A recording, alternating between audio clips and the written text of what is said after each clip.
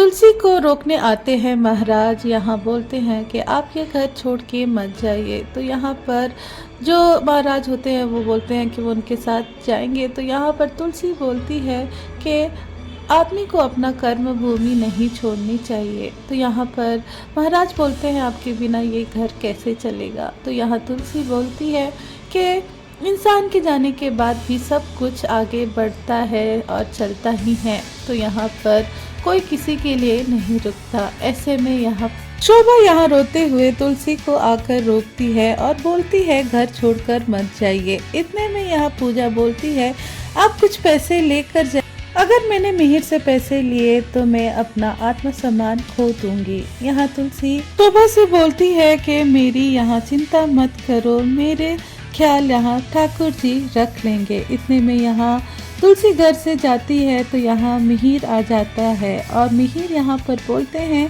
कि आप मत जाइए और हाथ जोड़ लेते हैं। यहाँ पर मिहिर ये बोलते हैं कि चलिए मैं आपके साथ चलूँगा, आपके रहने का इंतज़ाम कर दूँगा। तो यहाँ तुलसी बोलती है कि एक वादा करो कि तुम अब मेरे अपने भाई को मेरे सामने नहीं लाओगे और अगर मैं तुमको लेकर गई मेरे साथ रहे तो यहाँ पर मुझे तुम्हें देखकर मिहिर की याद आएगी जो कि मैं नहीं चाहती। यहाँ तुलसी बोलती है कि अब उसे अपने पैरों पर खड़ा होना है और सारी तकलीफ़ों से बाहर आना है। ऐसे में यहाँ मिहिर बोलते हैं कि हाँ आपको भी ये हक है कि आप भी अपना लाइफ अपने तरीके से जिए और खुशी से जिए। यहाँ अभी तुलसी वहाँ से जाने लगती है और उसे सारी बातें याद आती है अतीत का। वहीं यहाँ सारे घर वाले दुखी होते हैं, जहाँ मिहिर भी काफ़ी दुखी होता है। यहाँ पर शोभा और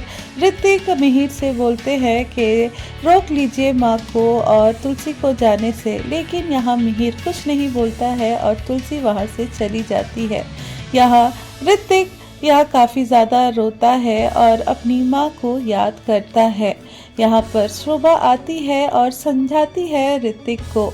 यहाँ ऋतिक बोलता है मुझे हर पल तुलसी माँ के आंखों से आंसू गिरते हुए दिख रहा है, मुझे ये एकदम बर्दाश्त नहीं हो रहा। यहाँ पर आप कुछ करिए, यहाँ हम माँ को वापस लेकर आएंगे, हम उन्हें खाना खिलाएंगे। यहाँ शोभा बोलती है वो वापस नहीं आएगी। यहाँ पर शोभा बोलती है कि वो धोखा खाई है, वो पहले भी एक बार धोखा खा चुकी है और ये धोखा ऐसा है कि असहनीय होता है। ऋतिक यहाँ बोलता है पापा को ऐसा नहीं करना चाहिए था। फिर ऋतिक यहाँ हाथ जोड़ लेता है भगवान के सामने, बोलता है वो हमारी माँ ना होकर भी कभी हमें पराया नहीं समझा। हम उनकी दर्द नहीं कम कर सकते लेकिन आप तो कर सकते हैं ना।